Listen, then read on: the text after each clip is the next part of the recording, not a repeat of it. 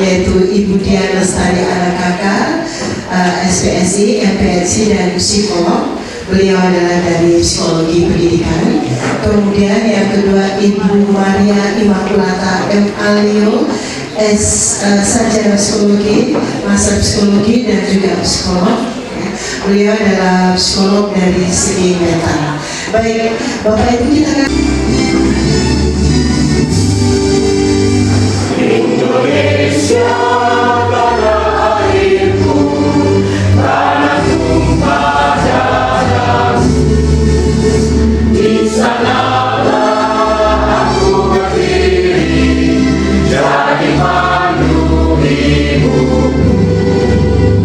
Indonesia kebangsaanku, bangsa dan tanah airku. Marilah kita berseru, Indonesia bersatu. Hiduplah. Kami harus bersyukur kepada Engkau ya Tuhan, Sang Pemilik kehidupan itu, Bapa, Putra, dan Roh Kudus, ketika Tuhan sendiri boleh membawa kami untuk ada di dalam lembaga tercinta kami, SMA Negeri 1 Kupang. Di dalamnya kami boleh mendapati hidup dan kehidupan kami dalam keadaan yang tidak kurang satu apapun. Dan kali itu kami harus bilang kepada Tuhan, Engkau Allah yang baik, sungguh baik dan amat baik. Jika pada hari ini Tuhan kembali kami ada di dalam lembaga ini, di dalamnya kami akan memulai sebuah kegiatan yang sangat bermartabat, yaitu kegiatan parenting atau pola asuh yang melibatkan orang tua dan sekolah. Karena itu kami undang Tuhan untuk ada bersama-sama dengan kami semua, baik dari pihak sekolah, pembicara, orang tua, siswa didik kami. Di dalam mana ada banyak hal yang mau disampaikan berkaitan dengan pola asuh bagi anak-anak didik kami di lembaga ini. Dan kali itu kami mohon Allah senantiasa ada bersama-sama dengan kami, memberkati setiap percakapan, setiap pembicaraan yang akan disampaikan, supaya dari dalamnya Tuhan ada sebuah perubahan karakter yang dikhususkan kepada anak-anak, dan juga ada tanggung jawab moral yang akan dibangun antara sekolah dan orang tua. Selamat pagi Bapak Mama. Iya, baik.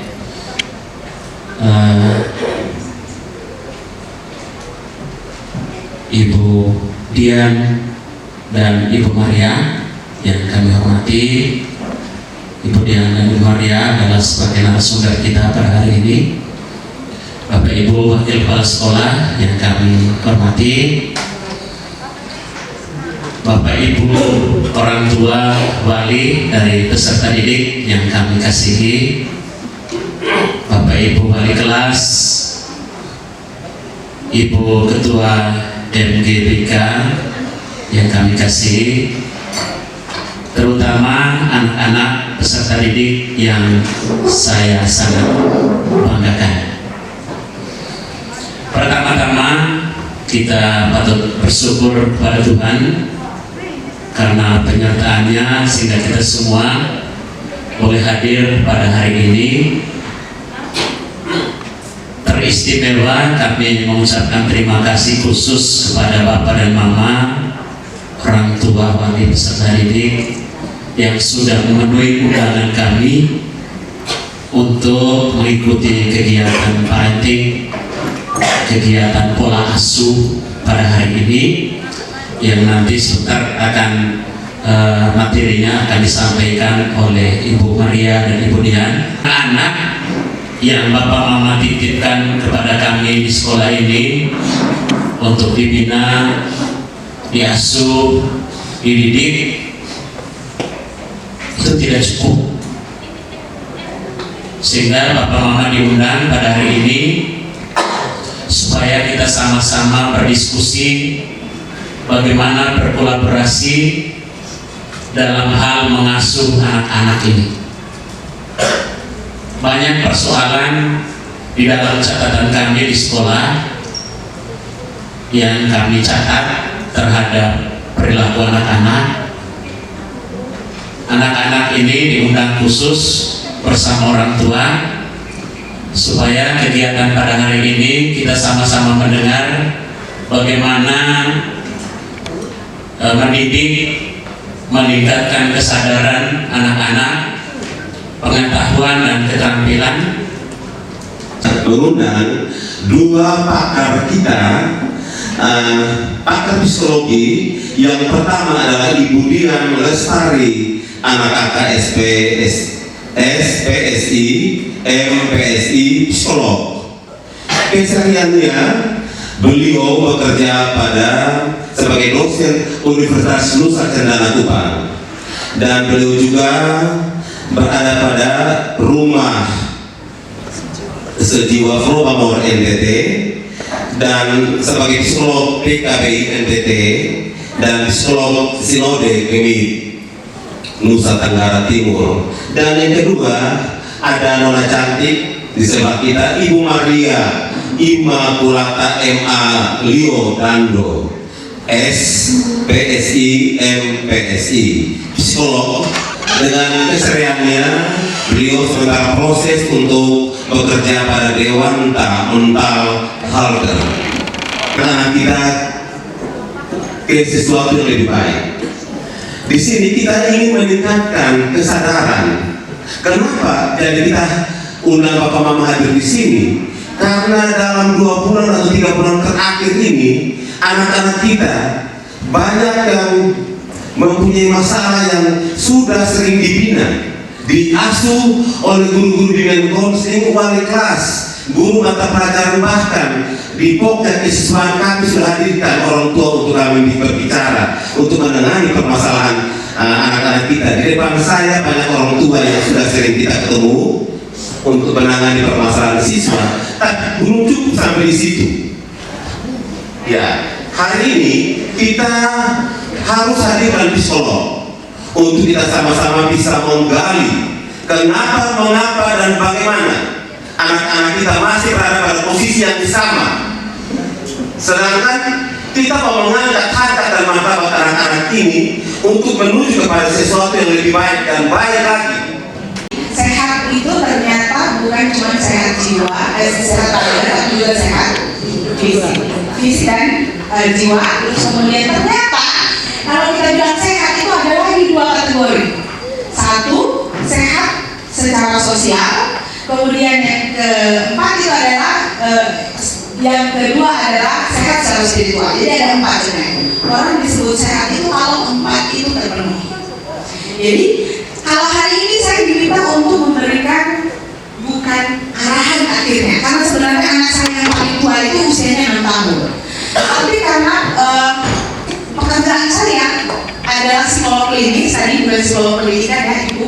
Jadi saya psikolog klinis udana, dan kemudian aktivitas saya memang banyak melakukan konseling dan psikoterapi pada anak remaja, terutama yang berkaitan dengan kecemasan, depresi, korban kekerasan seksual dan pelaku kekerasan seksual. Selama sejak 2014, berarti selama kurang lebih 11 tahun. Jadi meskipun kalau di negara kayaknya kurang tepat gitu, jadi akan menyenangkan sekali kalau misalnya nanti kita kemudian modelnya berdialog begitu ya. Saya akan sharing dari ruang konseling yang saya hadapi anak-anak remaja seperti apa, kemudian ruang error atau ruang salah, ruang tidak tepat, perlakuan tidak tepat yang diberikan orang tua itu apa saja. Itu yang akan saya bagikan. Dan yang kedua itu seperti apa pengasuhan pada remaja. Jadi harusnya pengasuhan pada usia anak, pada usia remaja itu berbeda. Karena kalau usia anak itu kita bicara stimulasi setidaknya 4 perkara. 1, motorik halus, yang kedua motorik kasar, yang ketiga itu bahasa, yang keempat adalah kemandirian dan sosialisasi. Tapi kalau sudah masuk remaja berbeda urusan. Jadi kita akan fokus pada parenting pada remaja. Kemudian yang ketiga, kenapa kita selalu tidak berhasil? Atau faktor-faktor resiko apa? Faktor kedatangan apa yang membuat kita sebagai orang tua itu tanda kutip seperti gagal begitu, seperti gagal atau seperti kita selalu jatuh di lubang yang sama. Misalnya kita adalah sering melakukan kekerasan atau kita sering bully anak gitu. Misalnya memang lu bodoh nih, memang lu nih kalau ada di rumah nih paling diisi ya langsung misalnya. Kita menyesali itu pada saat kita mengatakannya, dan kemudian beberapa menit kemudian kita menyesali, tapi kita akan mengulangi lagi. Jadi kalau kita masuk pertandingan ada mulai dari nol ya Bu, Atau apakah kita, meskipun anak kita remaja, kita tetap harus mulai dari nol? Silakan kita mulai dari yang pertama. Ada seseorang namanya Frederick Douglass. Dia bilang begini, lebih mudah, jauh lebih mudah untuk membentuk anak yang kuat dibandingkan memperbaiki orang dewasa yang rusak. Lebih mudah, benar-benar lebih mudah membentuk anak yang kuat dibandingkan memperbaiki orang dewasa yang sudah rusak. Apalagi kalau rusaknya kita membawa luka batin, kita membawa masalah-masalah mental atau gangguan mental yang kita alami dari masa anak. Jadi makin muda itu makin sulit justru, bukannya makin mudah untuk pulih. Kalau kita bicara isu kesehatan mental di Indonesia, Bang Mama, saya fokus di gangguan emosional. Kita juara 3 di tahun 2018 itu kita sudah dikasih tahu oleh riset kesehatan dasar bahwa kita juara 3 gangguan emosional seluruh Indonesia. Kita juara 3. Maka muncul buah-buahnya dalam hal apa? Kalau sekarang kita lihat muncul bunuh diri, kasus bunuh diri banyak, kemudian berbagai macam bunga-bunga yang kita sudah lihat sekarang di 2024 ini, 2023-2024. Jadi kita juara 3 gangguan emosional se-Indonesia. Lalu ada artikel dari UNICEF, dia bilang 2 dari 3 anak itu setidaknya mengalami satu jenis kekerasan. 2 dari 3. Jadi kalau ada 3 remaja di dalam ruangan kita ini, 2-nya itu mengalami kekerasan berbagai bentuk, fisik, seksual, dan seterusnya. Kita bisa memperbaiki suasana itu menjadi baik kembali. Tapi kalau kita mengalami gangguan, bahwa kita kurang berfungsi, kita tidak berfungsi sepenuhnya. Kita jadi sulit untuk bekerja, sulit untuk belajar, dan seterusnya yang lain. Nah, gangguan yang paling lazim, yang paling umum pada remaja itu ternyata ada setidaknya 4. Itu paling banyak mengalami gangguan perilaku. Yang paling terakhir, di dalam survei ini dia kasih tahu, errornya atau masalah utamanya itu ternyata datang dari 1 keluarga, yang kedua sebaya, yang ketiga sekolah, dan yang keempat distress personal. Jadi errornya itu ada di keluarga. Selanjutnya apa? Kalau di NTT Bang Mama 1 dari 28 rumah tangga. Jadi kalau ada 28 rumah tangga, 1 rumah tangga itu ada yang mengalami gangguan mental berat, atau yang kita kategorikan kalau di dalam riskesas itu dikategorikan skizofrenia. Kalau dia punya gangguan jiwa berat ada di dalam kota Kupang, ada di Pulau Timur, gampang bisa bawa di RSJ, bisa bawa di klinik Dewanta. Tapi kalau dia ada di Sabu, kalau ada di Sumba, kalau ada di Flores, dan seterusnya yang lain, caranya ya kalau sampai ini yang dilakukan adalah kemudian masuk, karena tidak ada cara lain untuk bisa menghentikan. Kemudian yang berikut adalah 1 dari 7 orang usia 15 tahun ke atas mengalami gangguan emosional. Jadi mulai usia-usia remaja ini mengalami gangguan emosional menurut riskesas. Kemudian depresi, 1 dari 11 orang NTT itu mengalami depresi. 86%, dan PHP ini adalah salah satu lembaga yang selalu bekerja sama dengan saya untuk berkaitan dengan penanganan pada korban kekerasan seksual. 86% korban kekerasan seksual adalah anak.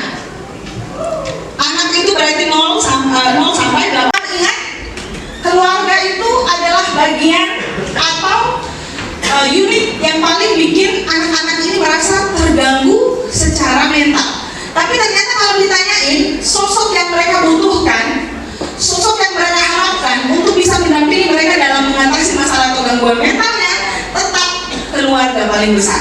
Jadi keluarga itu tempat yang sangat menyakitkan, tapi juga tempat di mana mereka dia bisa punya harapan di sana. Jadi ada dua hal itu. Maka kemudian kalau misalnya kita tidak kemudian memperbaiki ini relasi kita di dalam rumah, maka ini tadi kita sebagai sumber masalah, tapi kita tidak mau memperbaiki itu saja, semakin membuat remaja-remaja ini menjadi sulit untuk menghadapi Indonesia emas.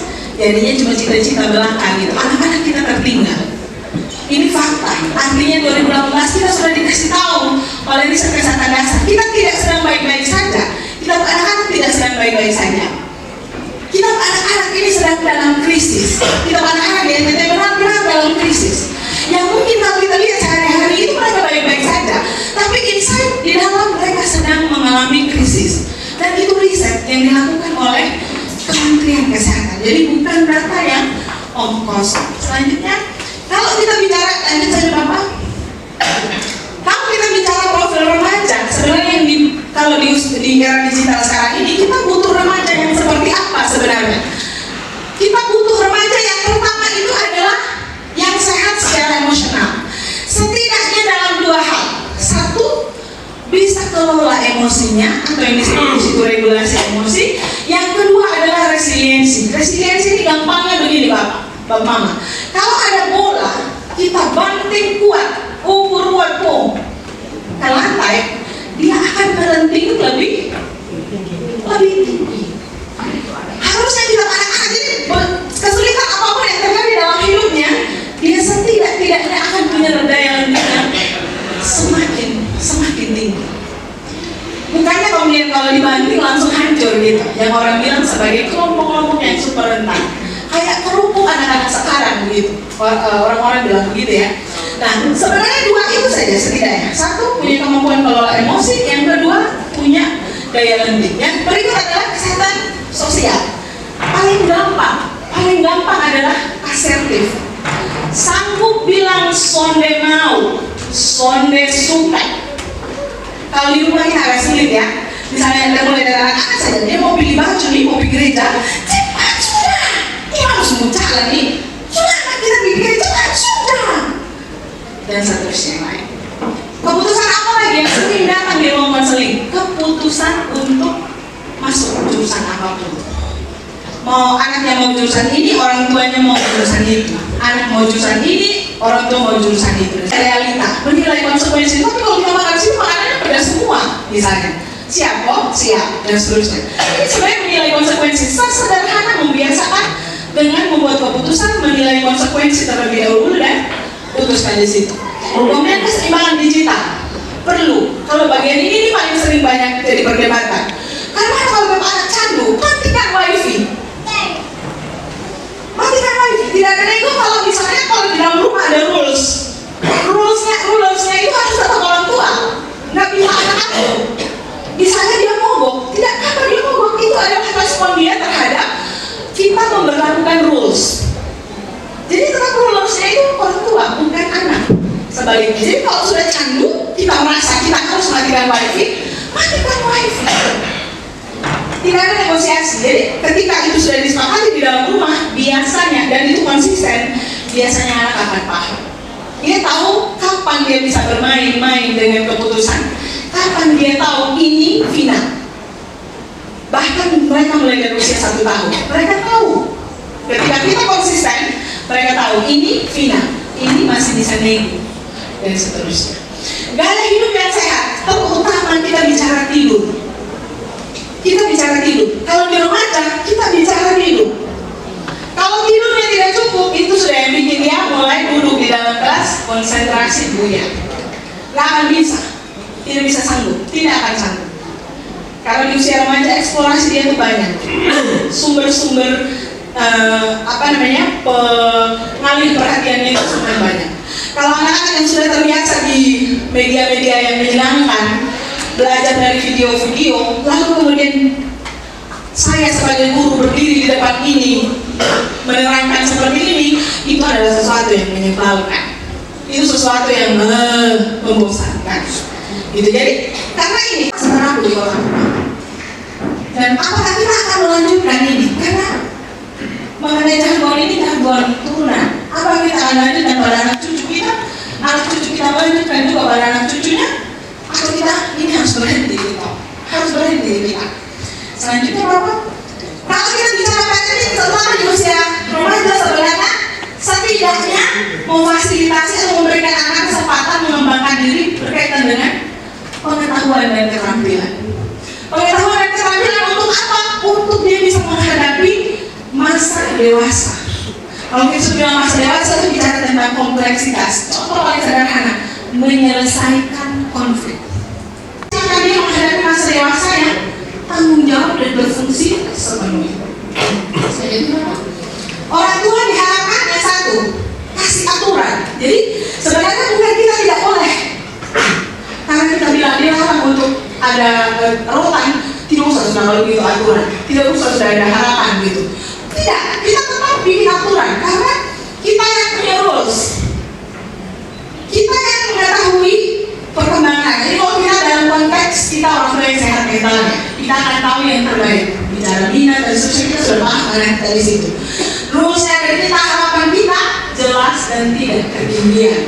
Misalnya anak ini sudah sulit berpikir abstrak, kita pikir masuk dia di kedokteran, yang dia harus membayangkan di dalam ini harus seperti apa dan seterusnya yang lain dan seterusnya yang lain. Lalu kemudian mendukung dan responsif terhadap kebutuhan emosional dan perkembangan. Satu aturan yang jelas ini saya tidak perlu jelaskan lagi. Kalau kita adalah orang tua, harusnya memang kita punya aturan dan kita sepakati. Jadi kalau kita punya 4 anak dan kita orang tua mendasari aturan dalam rumah dan semua harus sepakat untuk ada dalam aturan ini. Sama seperti ketika di sekolah, ada aturan mainnya, tidak bisa sembarangan. Maka kalau aturan main tidak diikuti, dilanggar, ada konsekuensinya. Misalnya, harusnya itu juga terjadi di rumah. Komunikasi yang terbuka. Kemudian yang berikut dukungan emosional. Ini menjadi sulit untuk bagian dukungan emosional seperti yang saya bilang tadi Bapak Mama. Di dalam program konseling itu paling banyak kalimat lu memang siap. Itu sangat banyak keluar dari anak-anak kita di kota Bogor. Lu memang siap ada di rumah ini. Kalau anak yang sering diperkatakan seperti itu, Bapak kira-kira apakah dia akan merasa berharga? Tidak akan. Orang yang disebut siap itu dia tidak akan pernah merasa berharga. Mau 1000 orang bilang dia bagus, tapi orang tua kandung bilang dia siap, soalnya akan dia percaya bahwa luka itu akan tinggal, bagian itu akan tinggal, dan kita tinggal tunggu waktu kapan dia akan berbuah menjadi sebuah masalah atau gangguan mental. Jadi dia lalu-lalang muncul gitu. Kalau kita bicara sumpah pasti mau langsung koneksinya itu di kekerasan gitu. Tapi anak NTT mana yang tidak menyaksikan kekerasan? Dia lalu-lalang pengalaman traumatis. Kita sebagai orang tua, kalau hidup dikuasai oleh pengalaman traumatis kita, yang kita lakukan pada anak akan sama persis dengan yang orang tua lakukan kepada kita. So akan bisa beda. Kemudian yang berikut adalah kondisi mental orang tua, terutama kalau kita yang disfungsi dengan pasangan. Kita ada baku hantam dengan pasangan, jika kita ada baku marah dengan pasangan, anak-anak kita itu pasti adalah orang yang akan paling cepat merasakan dampaknya. Paling cepat. Bahkan kalau di dalam ruang konseling ada orang tua meninggalkan anak, baik yang bapak maupun yang mama, berani untuk meninggalkan anak hanya untuk menenangkan diri dulu supaya kemudian bisa baikan. Tapi ada yang kemudian tidak baikan. Jadi kita anak-anak itu menjadi tanda kutip korban dari perilaku kita atau kondisi mental kita. Kemudian gangguan fungsi keluarga, kita tidak bisa berfungsi sepenuhnya. Kehadiran ayah itu selalu digaungkan. Kenapa? Karena sebenarnya ini sumber potensi perilaku sosial. Anak bisa percaya diri, bahkan ada penelitian yang bilang anak bisa percaya diri kalau bapaknya itu powerful. Powerful itu artinya bisa menginfluence tetangga, bisa menjadi orang yang menolong di sekitar, menjadi orang yang berpengaruh di sekitar. Anak itu punya kepercayaan diri. Mau dia lagi dia perempuan, bapaknya begitu, dia akan begitu. Perilaku menutur, berbelas kasihan pada orang lain, dia lihat dari mana? Dari ibunya.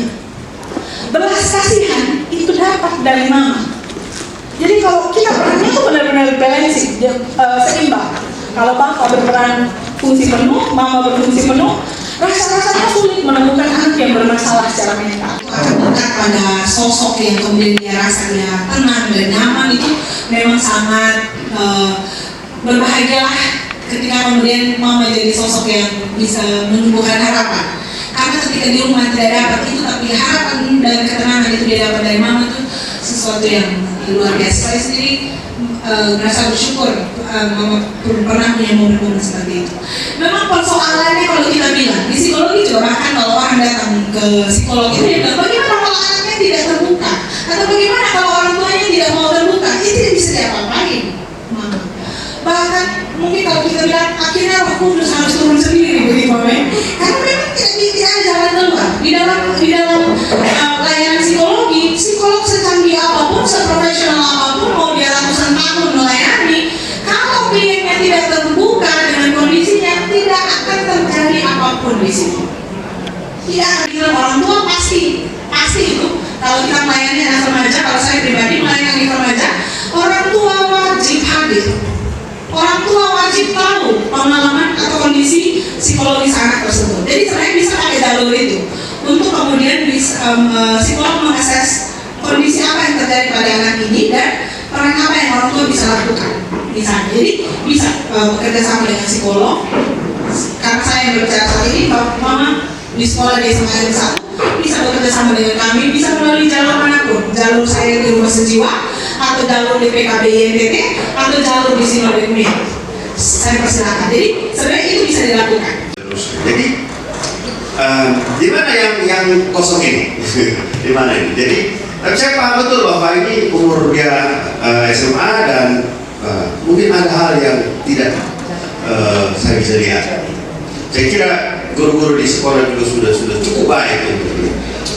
Guru di sekolah, guru kelas secara khusus itu kan sudah ulang-ulang ngomong, kenapa tukang bolos, macam-macam gitu. Saya juga ngomong ulang-ulang gitu, tidak ini dengan tanpa kekerasan. Jadi mungkin Ibu bantu kami untuk bagaimana mengidentifikasi ya, melihat ya begitu banyak hal yang menurut kami sudah baik begitu. Tapi ternyata ada juga yang masih kurang dan ya anak seperti dia cari apa sih gitu dengan bolos kelas gitu misalnya atau berkelahi apa yang bercanda di situ gitu. Ya, walaupun di situ kita terbuka, dia pulang dia kesal saya tadi berkelahi ini bagaimana nih? Saya bilang ini pasti ibu guru tahu ya ibu guru tahu. Jadi secara khusus untuk SMA 1 minta maaf kalau jadi bahkan kadang-kadang anak-anak itu dia bisa saja, misalnya saya dan Bapak sama-sama psikolog itu, dia bisa saja datang ke saya tapi tidak terbuka, tapi datang ke Bapak itu bisa terbuka. Jadi sebenarnya anak itu akan menemukan sofa kenyamanannya sendiri gitu, untuk bisa terbuka, untuk bisa bebas mengekspresikan dirinya apa adanya. Jadi kebetulan dua psikolog ini memang seperti yang saya sampaikan tadi sudah terbuka, kerjasama itu bisa dilakukan, terutama yang mungkin sangat aktif itu adalah PKBI dan saya pribadi juga aktif untuk melakukan kerjasama dengan sekolah, maka itu bisa diakses. Kalau ada anak yang mengalami masalah bisa di kerjasama. Terus kemudian yang kedua adalah kenapa anak saya tetap melakukan masalah perilaku, kenapa dia tetap ada di dalam masalah perilaku gitu ya Bapak ya. Ternyata di psikologi itu ada satu pendekatan, namanya pendekatan perilakuan untuk menunjukkan bagaimana perilaku bisa bertahan. Salah satu alasan kenapa perilaku bertahan itu adalah satu, settingnya tidak berubah. Setting ini bisa perlakuan dari siapapun atau bisa suasana. Misalnya, satu, ini kehidupan lagi sulit.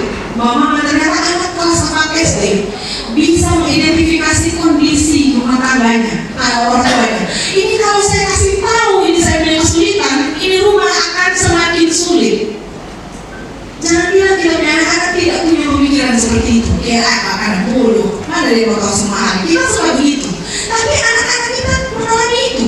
Ketika kita dalam kondisi sulit, baik dalam karir, baik dalam ekonomi, baik dalam relasi dengan tetangga, relasi kita di gereja atau dimanapun kita berada, anak-anak itu tidak mau menambah kesulitan. Karena dia tidak mau menambah kesulitan, dia akan memperlihatkan perilaku baik-baik saja meskipun hancur di dalam.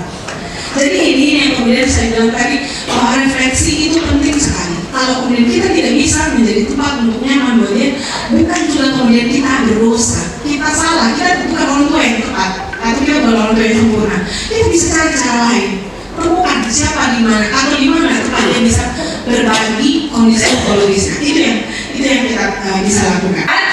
Sehat jiwa dan raga. Kurang semangat. Salam sehat. Sehat jiwa dan raga.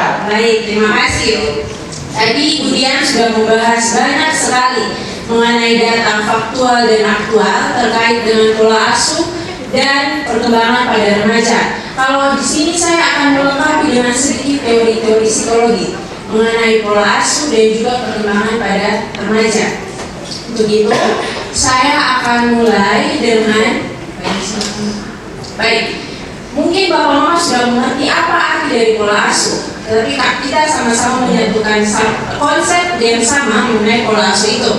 Jadi pola asuh adalah kita mengasuh anak Di depan, untuk Ibu.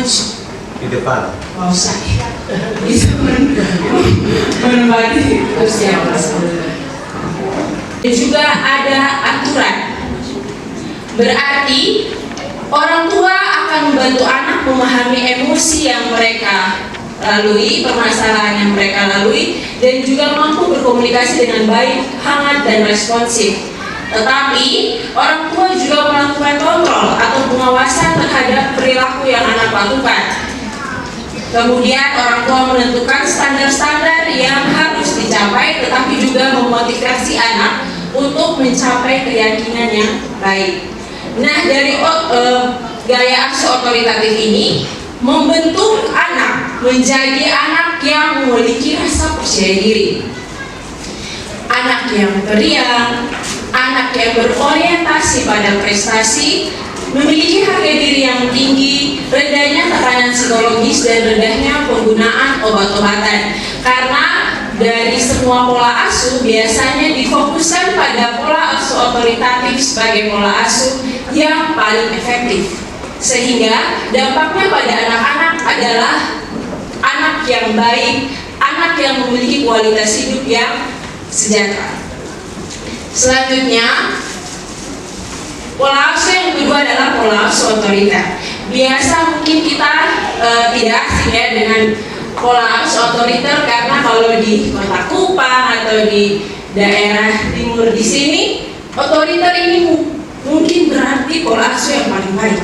Seperti yang tadi Bu Dian katakan, bahwa dengan perilaku yang dingin dan penuh aturan, anak pasti akan mengikuti orang tua lagi dari usia. Jadi setidaknya bisa mengerti gambaran yang mereka alami itu seperti apa. Saya sering menemukan teman-teman yang berusia remaja. Memang saya tidak tahu ini di Kupang atau di mana, karena kalau di Klik Dokter itu biasa menyebar ya seluruh Indonesia bisa menggunakan aplikasi tersebut. Tetapi untuk anak-anak remaja yang saya temukan adalah mereka sangat rentan terhadap permasalahan-permasalahan, terutama yang berkaitan dengan seksual. Kemudian mereka tidak memiliki teman untuk bercerita, terutama pada laki-laki dan juga pada perempuan. Kadang mereka datang ke sekolah mengikuti mata pembelajaran ataupun mereka beradaptasi dengan lingkungan, tapi mereka menutupi apa yang sebenarnya mereka alami. Dengan berkonsultasi di Klik Dokter, mereka biasa bercerita bahwa ada hal-hal yang mereka tahu untuk membicarakan dengan orang tua, karena mereka takut orang tua memarahi mereka.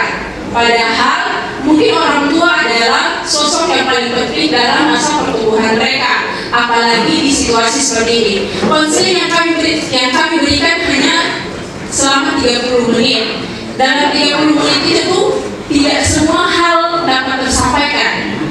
Untuk itu saya merasakan bahwa kalau mereka bercerita kepada orang tua atau orang terdekat, waktu 30 menit itu akan lebih banyak untuk mereka menceritakan apa yang mereka rasakan. Jadi itu mungkin karena pola asuh yang terlalu otoriter, pola asuh yang terlalu menuntut, membuat anak mengalihkan perasaan mereka terhadap hal-hal yang tidak tepat. Semakin lebih jelasnya mungkin Bapak Mama atau adik-adik mau berdiskusi selanjutnya, saya persilakan ya. Terima kasih untuk waktu dan kesempatan yang diberikan. Otoritatif, kedua otoriter, yang ketiga peran permisif dan pengabaian. Saya tidak tahu Bapak Mama berada pada posisi yang mana. Tinggal Bapak Mama simak baik-baik dan memberikan pertanyaan kepada. Kalau saya di depan, saya juga perlu tahu informasi. Yang pertama saya kaget dengan statement bahwa kita juara 3 gangguan emosional. itu luar biasa. Kalau orang bilang juara itu kan berarti yang positif ya, tapi ini kan juara arahnya ke negatif. Ternyata kalau disimak-simak ya faktornya dua, eksternal dan internal. Kemudian ada berbagai macam detox yang dipakai untuk menyembuhkan atau mengarahkan anak-anak ini ke bagian yang lebih baik. Tapi bukan berarti anak-anak kita yang hadir di sini ini sudah ini kan presentasinya beda-beda. Artinya dosisnya beda-beda. Tidak berarti anak-anak kita yang hadir di sini dosisnya taraf yang kronis, tidak. Jadi bapak mama yang hadir di sini tidak usah khawatir bahwa anak ini susah tingkat apa, tidak. Jadi parenting ini perlu lebih baik mencegah daripada tidak sama sekali. Dan anak-anak kami yang latar belakangnya berbeda, yang papanya tidak ada, mamanya tidak ada, bahkan pamannya tidak ada, itu agak berbeda perlakuannya. Jadi memang kalau kita hadir di sini harus secara holistik, orang tua, anak didik dan guru tidak bisa putus, sehingga penanganannya harus baik. Nah, ini yang saya mau. Dan satu lagi, kalau bicara psikologi, kalau orang sakit secara raga, orang datang ke dokter itu biasa. Tapi kalau yang sakitnya ini bukan raga atau badannya, disuruh ke psikolog, dari 10 mungkin tidak ada yang mau ke psikolog. Ini tentang kesehatan mental anak-anak kita. Saya kembali dari narasumber pertama bahwa kesehatan mental itu juga berpengaruh pada perlindungan, di mana melihat terkadang memang saya akui kita sebagai orang tua kadang melakukan itu pada anak kita. Dan yang saya mau bilang saat ini, saya temui anak saya, dia mendapatkan itu di sekolah. Beberapa waktu yang lalu dia pulang, suasana mukanya berbeda. Nah, yang saya terapkan dari saya penjaga rumah, saya anak-anak itu, saya sekarang sebagai mama, saya sekarang sebagai teman, bahkan kayak saya sebagai lawan. Karena saya mau anak itu terbuka ketika mereka di luar, mereka mendapat kekerasan apapun, saya sebagai orang tua harus tahu. Bukan berarti melapor, mengadu, terus saya mau saya sebagai pahlawan yang melindungi anak saya walaupun dia salah, bukan. Tapi saya mau tahu apapun yang terjadi pada anak saya. Itu yang saya mau. Jadi ketika anak saya belum sekolah, suasana mukanya berbeda. Saya tahu mungkin dia capek, tapi saya tahu ini pasti punya masalah. Karena saya selalu dekat dengan anak saya, sehingga apapun yang mereka alami, mereka selalu terbuka dengan saya. Dengan pola asuh permisif, saya mengasuh anak saya dengan pola asuh. Ketika tadi diberikan materi-materinya tentang pola-pola asuh, saya sadar bahwa saya ada di pola asuh permisif. Untuk itu saya memohon kepada narasumber yang kedua untuk membantu saya menemukan jati diri anak saya ketika saya mengasuh dia dengan pola asuh permisif. Karena saya merasa bahwa saya sudah memberikan yang terbaik untuk anak saya, tetapi masih saja ada hal-hal yang dia lakukan di luar tanpa sepengetahuan saya di sekolah, mungkin berkelahi dengan teman-teman. Mungkin itu saja yang bisa saya tanyakan. Terima kasih. Olahraga, tetapi mungkin bukan hanya itu, sepatu harus hitam, rambut dan sebagainya. Tugas kami sebagai wali kelas menegur, memberikan pembinaan, lisan tulisan, WA ke orang tua. Ini pengalaman tahun kemarin. Tetapi bukan hanya teguran saja. Setelah teguran anak tidak mengalami perubahan, sehingga kita ditegur, bapak ibu kok anak kemana tidak ada mengalami perubahan. Contoh seperti rambut, terpaksa kita harus ambil alih gunting. Yang terjadi kepada kami sebagai wali kelas adalah kita diancam. Kita orang tua di sekolah, dalam hal ini guru, diancam, Pak tolong anak kenapa dipulangkan putih abu hari Rabu itu, kenapa dipulangkan? Atau kenapa gunting rambut anak saya? Kami sebagai guru ini resah. Oleh sebab itu, karena kita tidak ada undang-undang perlindungan yang jelas untuk bapak ibu guru. Jadi saya mohon intervensi orang tua, tolonglah berikanlah kebebasan kepada kita orang tua tua di sekolah sebagai guru untuk mengajar, mendidik, membina kita bu anak-anak. Kita mau anak-anak ini yang baik. Karena apa? Sekolah kita akreditasi A. Dari kelas 10K.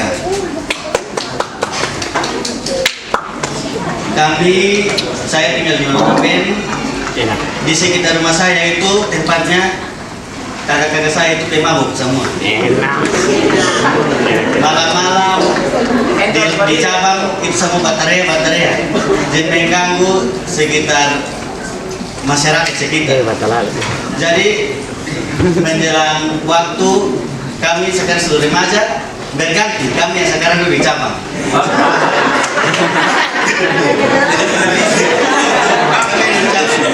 Jadi kakaknya dulu kami takut untuk lewat dari cabang. Sekarang kita yang dulu di cabang, mereka yang hari kita lagi gitu. Jadi saya senang dari kakak saya di GAM itu, walaupun mereka mabuk, tapi mereka melarang kita untuk kalau duduk di cabang itu diam. Kalau duduk sambil bikin masalah, kalau isap rokok jangan, harus sama sekolah baru isap rokok. Itu saya senang, walaupun kakak saya ini mabuk, isap rokok, dulu bikin hal keluar penjara.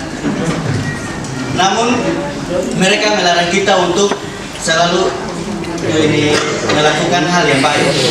Jadi ketika kalau ini mama saya kalau saya keluar biasa malam-malam dulu cabang itu. Jadi kalau dulu cabang, mama saya datang marah-marah bilang, dulu datang nih bergaul dengan anak-anak yang sejelas, bukan. Kalau ketemu bergaul dengan anak-anak yang selalu karakter baik, itu nanti kita selalu soalnya sama pengetahuan sama kesan luas.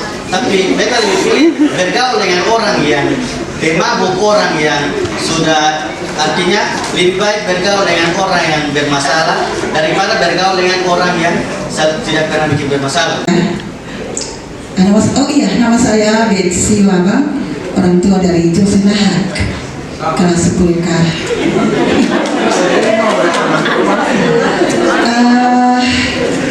Keluarga saya terus terang, ini bukan saya bukan curhat ya, tapi kita sharing.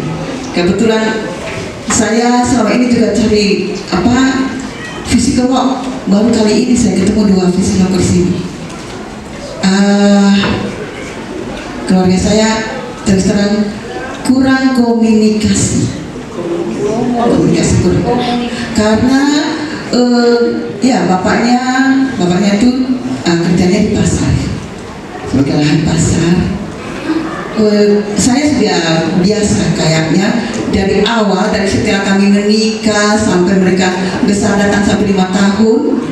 Anak saya ada 4 orang, laki-laki 3, perempuan 1. Itu saya sudah biasa karena bapaknya itu tuh dari pasar biasanya hanya kirim-kirim lewat ojek, sayur, ikan, semua itu dilengkapi di keluarga tuh tiap hari, tidak pernah kosong. Tapi bapaknya tuh sampai pulang sampai 1 minggu, gitu. Ya 1 minggu berpulang, kadang-kadang 2 minggu berpulang. Jadi itu sudah biasa dari mereka kecil sampai datang ke 5 tahun. Dan itu saya ajarkan saya sendiri yang mengajar mereka, dekat sekali dengan mereka, dan mereka itu seperti teman saya. Jadi apalagi anak saya Jose, dia itu sudah datang sampai sudah tanggal 27 ini sudah 17 tahun. Dia tuh dekat dengan saya. Tidur saja dia tidur dengan saya, peluk saya. Kalau mau jalan mau ke sekolah itu dia peluk mama, baik-baik di rumah ya mama. Itu dia pulang dari sekolah dia jaga orang punya sayur di jaga tetangga saya. Dia jaga. Dia bilang Josie, lu ini saya malu kau jasip menjaga sayur. Dia bilang mau kita cari uang biar kita bisa ada uang aja. Jadi perjalanan seperti itu tiap hari, dan itu dia sudah bisa mengisi. Kalau saya sudah lihat kamar mandi, keranjangnya odol gigi sama mandi tidak ada. Besoknya kok sudah ada sabun mandi kan jadi odol gigi. Saya tanya, ini siapa yang beli? Itu awal. Dia bilang mama apa saya yang ini beli ya, dari jaga sayur dapat uang. Itu awal-awal. Ya sekarang seperti itu. Jadi pokoknya kebutuhan dalam rumah itu sampai hand body, Rexona aku untuk ketiga kakak-kakaknya adik-adiknya itu ngerti juga. Jadi dia yang sudah memenuhi kebutuhan itu. Untuk anak-anak saya. Nah, aturan kami di rumah itu jelas bahwa tidak boleh ada kata-kata makian di rumah. Dan beberapa waktu yang lalu anak saya terlibat perkelahian dengan adik kelasnya. Masalahnya itu karena ada kata-kata makian. Nah, ketika dia pulang, saya tanya, kenapa sampai mukanya sempat bengkak di wajah? Terus saya tanya, kenapa adik sampai bengkak seperti itu? Terus dia bilang, Mama, tadi saya ada perkelahian dengan teman. Terus saya bilang, kenapa sampai terjadi perkelahian? Dia jelaskan kalau dimaki oleh temannya. Nah, saya di rumah tangga, di keluarga itu kami punya moto, didiklah anakmu sejak dini agar kelak anak-anakmu itu mendatangkan sukacita bagi orang tua di hari tua. Nah, itu yang kami terapkan di rumah. Jadi anak-anak harus mendengarkan apa yang dinasihatkan oleh orang tua, yang terutama tidak boleh maki. Nah, ketika dia pulang dan mukanya bengkak, saya dengan bapaknya itu tanya ke dia, sampai terlibat perkelahian karena ada kata-kata makian. Jadi saya sempat menyampaikan ke anak saya untuk lebih belajar mengendalikan diri, mengendalikan emosi. Karena tidak semua hal itu kita bisa selesaikan dengan perkelahian. Nah, tapi dia bilang begini ke saya, Mama, kan aturannya itu tidak boleh maki di rumah. Iya, itu aturan di rumah kita, tapi tidak berlaku di keluarga yang lain. Jadi kamu tidak bisa cepat emosi menanggapi orang lain, karena masing-masing keluarga punya aturan sendiri. Untuk mengendalikan emosi anak-anak ketika berhadapan dengan teman-teman yang mungkin cara aturan di rumah dia itu berbeda dengan pola asuh kita di rumah. Terima kasih. Nama saya Hikmatan, orang tua dari Yeski Alseme. Baik, jadi kurang lebih kita sebagai orang tua mungkin di sini ada 50 orang tua dengan 50 pola asuh yang berbeda. Karena tadi saya lihat narasumber yang kedua memaparkan 4 pola asuh, saya melihat kayaknya saya ini mix. Kadang bisa yang pertama, kedua, ketiga, dan keempat. Jadi yang saya ingin saya tanyakan di sini bukan tentang kakaknya yang di sini. Di sini kakaknya sudah umur 17 tahun, tapi yang saya ingin tanyakan tentang anak yang kedua. Jadi pada dasarnya kita orang tua ini mengasuh anak ini dengan cara yang sama. Anak kalau ada tiga cara asuh yang sama. Tapi belum tentu 3 ini akan berkembang menjadi orang yang sama. Karena latar belakang karakter yang berbeda. Karena ini yang saya rasakan. Anak yang saya yang kedua ini, saya mau bilang bermasalah juga, saya tidak tahu ya Ibu. Karena sekarang mau masuk ke SMA, jadi dia memilih untuk masuk Giovanni. Kalau dia memilih untuk masuk SMA 1, berarti Bapak Ibu guru di sini mungkin kepala lebih sakit lagi menghadapi dia. Jadi dari kelas 1 SD Santo Yosef 3 sampai kelas 6 itu dia tidak mau menulis. Jadi pada dasarnya guru bilang dia sangat pintar, tapi dia cuma hanya mau menghafal, tidak mau menulis, sama sekali tidak mau menulis. Terus masuk lagi SMP Santa Tresia, yang kita tahu bahwa SMP yang cukup ketat, tapi sama juga dia tidak mau menulis. Jadi saya akhirnya pendekatan terhadap guru dan kepala sekolah, jadi dia ini diperlakukan khusus bukan karena latar belakang orang tua dan lain sebagainya, tapi karena memang latar belakang anaknya memang berkebutuhan khusus. Tapi dia sangat namanya Satgas Anti Perhubungan. Bahkan kami juga selalu memberikan sosialisasi, baik di apel pagi maupun IHT baru-baru saya memberikan materi tentang itu. Jadi harapan kami apabila anak-anak merasa mereka dibully, bukan saja anak-anak, orang tua yang disampaikan anak-anaknya silakan sampaikan kepada kami, karena kami selalu welcome supaya hubungan antara orang tua, siswa maupun anak dan pihak sekolah itu berjalan secara baik. Yang berikut, kalau kita berbicara tentang masalah-masalah siswa atau masalah-masalah remaja atau tentang pola asuh sangat kompleks, dan mungkin hari ini kita bicara tidak akan pernah sampai selesai. Tapi minimal saya memberikan apresiasi kepada ibu-ibu yang datang, para psikolog yang datang berbagi rasa dengan kami dan bisa kami menyampaikan curhat baik itu dari orang tua maupun kami guru maupun anak-anak. Luar biasa, mari kita tepuk tangan untuk kebersamaan. Saya mau sampaikan kepada kebetulan ada 51 atau di catatan kami ada 71 orang tua yang kebetulan anak-anaknya bahkan orang tua hadir sini. Terima kasih dan apresiasi positif karena bapak mama serta anak-anak mau datang mengikuti ini. Tidak semua orang mendapat kesempatan untuk belajar hal ini. Ini tidak gratis, tapi ini hal yang sangat penting, memberikan edukasi kepada kita semua bagaimana kita melakukan pola asuh yang baik. Walaupun jujur dari teori-teori itu yang ada mama, walaupun kita dengar itu sangat bagus, mungkin di rumah itu sangat berlaku kalau Sumar. Atau bagaimana? Kalau saya salah, tolong diberitahu Ibu Pak Konsel. Waktu mereka masih kecil, saya didikannya memang keras, jujur. Sampai anak saya sudah kuliah 1, sekeras saya tahu. Saya mungkin mereka sudah semakin waktu SMP, dia tidak seperti ini, dia tidak sekeras. Anaknya nurut sekali, apa yang saya ngomong pasti dengar.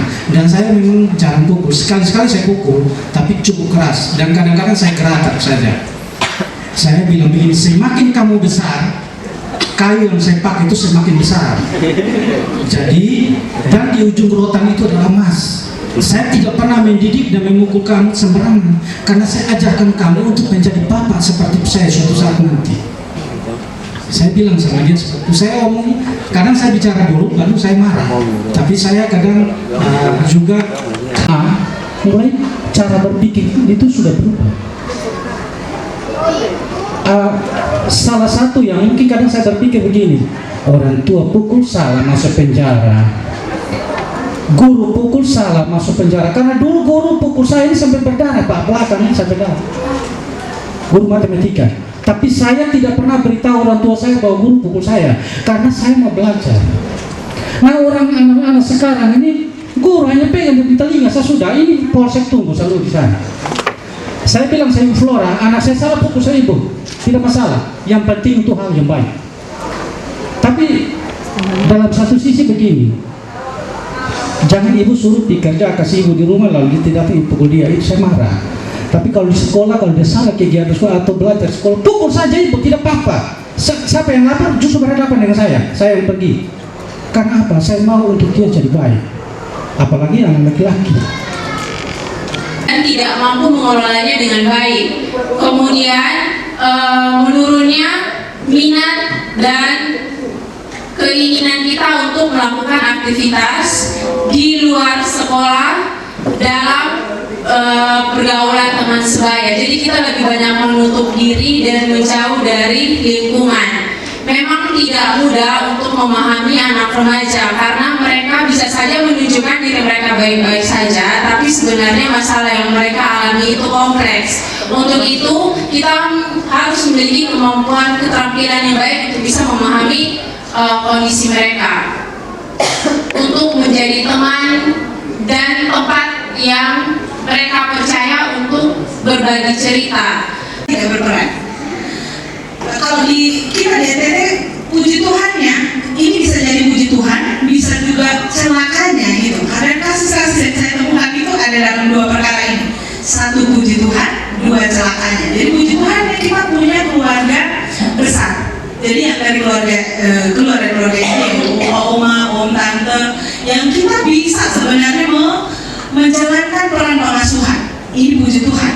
Tapi dari sisi lain, selama ini kasus kekerasan seksual, kasus kekerasan fisik, kasus eksploitasi yang dialami oleh anak-anak, justru ada anak-anak yang dititipkan seperti ini. Gitu. Jadi ada puji Tuhannya, jadi ada juga celakanya gitu. Jadi yang paling penting ketika tidak ada bapak mama itu sebenarnya perlakuan yang bisa dia diterima oleh anak, siapapun yang melakukannya sebenarnya. Bisa jadi mama itu punya peran 2 tadi, bisa sebagai mama, sekaligus juga dia bisa memberikan memfasilitasi peran sebagai ayah, melindungi, mengayomi dan seterusnya yang lain. Kalau tidak, misalnya biasanya kita ada keluarga besar aja, saya bilang ada omnya di sana, ada bapak desa di sana, dan seterusnya yang lain. Bagaimana kalau misalnya stigma masih ada, kota Kupang stigma mengenai masalah kesehatan mental ini masih sangat besar ya Mama Sandy ya. Jadi memang tidak ada cara lain selain forum-forum seperti ini kita pakai, dan kemudian dari Bapak Mama semua dan teman-teman siswa membagikan, menginfluence teman-teman yang lain untuk membagikan bahwa isu ini adalah isu yang penting. Kita bisa sehat secara fisik, tapi mental bisa jadi menjadi PR. Kemudian dari Mama Oleh tadi sebenarnya sudah bagus sekali responnya ketika anak dalam kondisi down, breakdown begitu, Mama bisa memfasilitasi emosi anak itu sudah luar biasa sekali. Jadi bagaimana memvalidasi dia punya perasaan, apakah dia sedang marah, apakah dia sedih dan seterusnya. Yang menjadi soal kalau saya selama ini konseling anak, jadi itu tadi saya bilang anak ini disiapkan untuk menuju dewasa. Jadi dia harus real mungkin bahwa di hidup ini ada yang namanya aturan, ada yang namanya ekspektasi. Kamu tidak bisa memenuhi aturan, ada konsekuensi. Kamu tidak memenuhi harapan, ada juga konsekuensinya. Misalnya, jadi otoritatif itu harusnya begitu, dan permisif itu memang tidak dianjurkan oleh penulis sendiri, tidak dianjurkan permisif. Ya, anjurkannya ya otoritatif. Kemudian Pak Jos tadi saya pikir saya tidak bisa menanggapi karena ini berkaitan dengan bagaimana kalau sebenarnya kita pendisiplinan di sekolah, kemudian orang tua merasa ini sesuatu yang tanda kutip tidak menyenangkan gitu ya. Memang pada akhirnya kolaborasi antara kita sebagai guru dan orang tua ini yang penting. Tapi tadi rumusnya bahwa sebenarnya kita tujuannya sama, kita arahnya itu sama. Bapak mau anak-anak itu berkembang dengan baik di SMA 1. Bapak guru di sini juga dengan begitu banyak siswa. Karena saya dosen, saya merasakan sekali kelelahan ketika kita menghadapi anak-anak yang sulit. Itu sangat melelahkan. Akan sangat lebih mudah kalau itu dikerjakan bersama. Bapak Mama di rumah, guru-guru juga di sekolah. Tadi kemudian ditegaskan oleh Mama Ana dan Bapak juga. Kemudian mengingatkan kita bahwa seharusnya selalu ada ruang untuk belajar lebih bagus dari orang yang lebih tua. Dan saya mencatat tadi dari mamanya Jose mengenai satu, Jose itu sudah punya keterampilan hidup. Tadi pertanyaan saya, dia bagusnya di apa? Anak-anak kita bagusnya di apa? Jose dari cerita Mama itu sudah muncul satu, keterampilan hidup, bisa menolong diri. Misalnya saya masak untuk dirinya dan masak untuk semua orang dalam rumah, itu keterampilan hidup. Yang kalau ada bencana, ini cari siapa yang bisa masak, kita bisa cari Jose. Jadi saya suka kamu Jose menyampaikannya dengan lugas, dari bahasa lugas, kemudian percaya diri, kamu bisa membawa itu dalam guyon gitu. Jadi kita tidak merasa mengalami ketegangan. Dan ini ada orang tua dan guru-guru, good job Jose. Pemaksaan, kalau anak-anak kecil itu kan kita bisa paksa, cipu pak, cipu cepat, kalau satu nih gitu. Kita sering paksa, anak itu tidak belajar punya hak atas tubuh. Selain kita melakukan kekerasan fisik itu memberi tanda bahwa dia nggak punya power atas tubuhnya. Dia nggak punya power. Jadi salah satu yang lain adalah tadi kita paksa anak untuk melakukan sesuatu di lingkungan sosial karena dia tidak suka. Asertif tidak akan pernah muncul, nggak akan pernah, bentuknya apapun. Jadi kalau dia tidak belajar untuk mengatakan sunde, kalau anak saya 6 tahun dipaksa, dia akan bilang tangan saja ya oma, tangan saja ya oma. Dia tidak akan minta maaf karena bagi dia minta maaf itu kalau membuat kesalahan. Di rumah dia tidak boleh bilang sorry. Dia nggak boleh bilang sorry. Saya akan bertanya, kalau dia bilang sorry, saya akan bertanya kamu sorry for what? Kalau dia bilang I'm doing bad things, apa gitu. Jadi harus temukan dulu apanya gitu. Kalau dia tidak salah, saya harus validasi bahwa dia tidak perlu say sorry. Gitu. Jadi penting sekali untuk tidak memaksa anak, apalagi yang berkaitan dengan tubuhnya sedini mungkin, sekecil mungkin. Jadi tidak pernah ada anak yang sangat kecil untuk kita ajarkan mengenai hal-hal yang baik untuk dia punya perkembangan psikologis. Nah, yang saya mau akhiri adalah dari semua percakapan kita, memang pengasuhan itu tidak mudah. Tapi bukan berarti sore usah, pasti bisa. Seperti yang Mama Ana sekali lagi tadi, kita akan sama-sama hebat mulai dari sekarang. Terima kasih.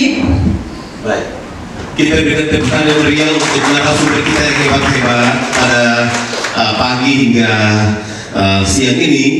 Waktu kita kurang 5 menit, jam 12. Ya, tetapi kita oleh karena kebaikan anak-anak kita merencanakan, kita harus merubah mereka, mindset pemikiran mereka agar mereka bisa berubah dari yang dulu sekarang dan ke depan mereka harus punya perubahan yang signifikan untuk mereka bisa menuju kepada arah yang lebih baik. Baik Bapak Mama, masih ada pertanyaan kritis, sedang tidak baik-baik saja. Itu dari Ibu sampaikan tadi. Saya ulangi bahwa anak-anak kita sedang berada pada posisi yang tidak baik-baik saja. Kalau kita tidak perhatikan mereka, kita mendengar mereka punya cerita ngalur ngidul tanpa ada perhatian, tanpa ada pendampingan, maka tidak baik-baik saja akan berlanjut terus. Mari kita kolaborasi dari Bapak Mama terhadap guru, terhadap satuan pendidikan, dan anak-anak itu pun kalau mereka berangkat ke sekolah, Bapak itu kalau melihat dia dari segi penampilan, dari pakaian, dari persiapan bekalnya, dan mungkin sudah kerja tugas atau belum, itu harus ditanyakan dulu, sehingga anak-anak itu tidak membuat dusta di antara kita semua. Saya kira itu saja yang dapat saya sampaikan. Semoga kegiatan hari ini bermanfaat untuk kita. Sekian dan terima kasih.